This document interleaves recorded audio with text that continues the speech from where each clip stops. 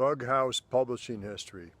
It started in 1993 in Buzzard Comics anthology.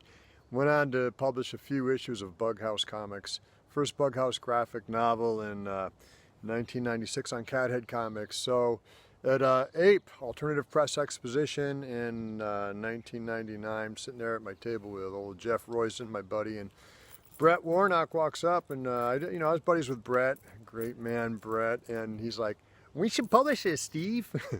And I'm like, yeah, that sounds good, because I had 2 graphic novels out by then, BugHouse. And anyway, Brett, he said he wanted to do it, and he walks away, and I'm sitting there going like, oh, that's cool, Jeff's sitting there going, Steve, he just offered to publish your graphic novel on Top Shelf. I'm like, oh yeah, I guess he kind of did. So I got a hold of Chris Staros and Brett, and I'm like, yeah, let's do this. So we did it. We did 3 graphic novels of BugHouse.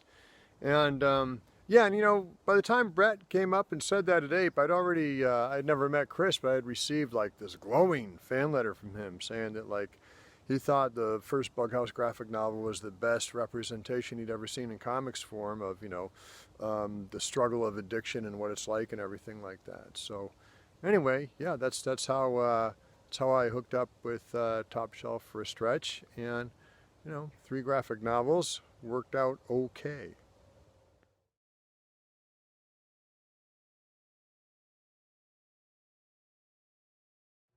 Going to continue my personal comic history series here with the story of Baja, a BugHouse graphic novel. Baja was the second in the BugHouse trilogy published by Top Shelf Productions.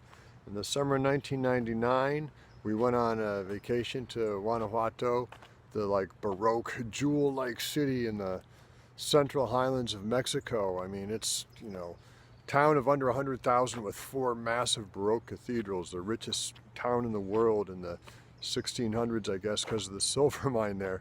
But yeah, we've been spending time in Mexico, and I really wanted to set a story there. So sat down in El Jardín, the center of their town, one morning, a lot of coffee, and wrote the script then and there. Boom.